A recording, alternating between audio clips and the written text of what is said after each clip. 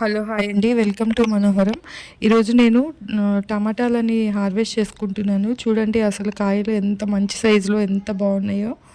ఇంత మంచి ఇళ్ళు తీసుకోవడానికి నేను ఎప్పటికప్పుడు ఇస్తున్నటువంటి పోషకాలేనండి. మనము కుండీలలో పెంచుకుంటాం కాబట్టి వాటికి మంచి పోషకాలు ఇస్తుంటేనే మంచిగా పెరుగుతాయి. అయితే ఇవి ఇంత మంచి సైజు పెరగడానికి, టమాటాస్ పెద్ద సైజులో రావడానికి కొన్ని టిప్స్ ఈ వీడియోలో మీతో షేర్ చేసుకుంటానండి.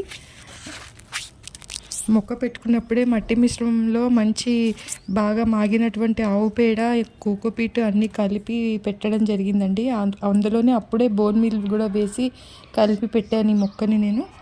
ఆ తర్వాత దీని ఫ్లవరింగ్ ఫ్రూటింగ్ టైంలో దీనికి పొటాషియం, కాల్షియం ఇలాంటివన్నీ కూడా చాలా అవసరం అండి మొక్కకి. అప్పుడు ఏమవుతుందంటే మంచి ఫ్లవరింగ్ అనేది చాలా బాగా వస్తుంది. పొటాషియంకి మనము బనానా పీల్స్ తోటి చేసుకున్నటువంటి ఫెర్టిలైజర్ ఇస్తాము.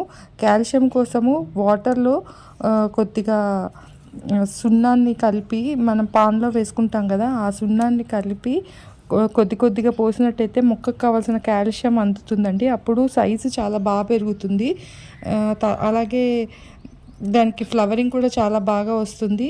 అలాగే దీంట్లో బోరాన్ లోపం లేకుండా చూసుకోవాలి. మనము అన్ని సూక్ష్మ పోషకాలు కలిగినటువంటి ఫెర్టిలైజర్స్ ఇస్తూ ఉండాలి. ఆ తర్వాత అప్పుడు ఏమవుతుందంటే కాయ ఇట్లా క్రాక్స్ రాకుండా ఉంటుంది.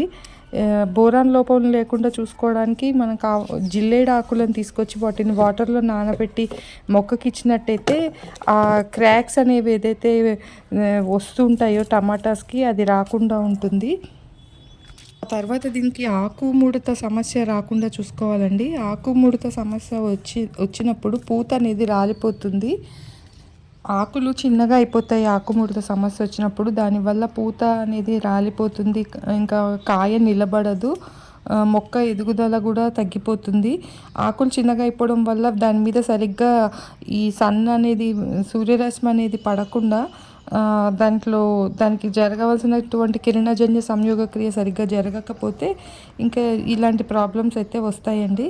అందుకని మనము అది ఆకుముడత సమస్య రాకుండా దానికి పుల్లటి మజ్జిగలో ఇంగువ వేసి కలుపుకొని మనం స్ప్రే చేసుకున్నట్టయితే చాలా బాగా పెరుగుతుందండి. అప్పుడు మంచిగా పెరుగుతుంది మొక్క.